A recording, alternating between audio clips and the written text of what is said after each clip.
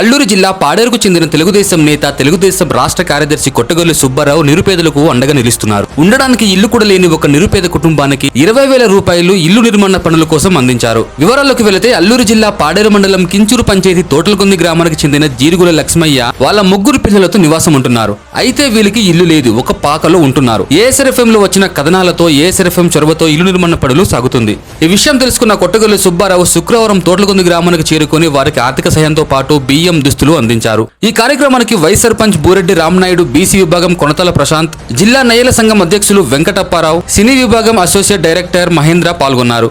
మరిన్ని అల్లూరు జిల్లా వార్తా సమాచారం కోసం మన ఛానల్ ని ఇప్పుడే సబ్స్క్రైబ్ చేసుకోండి.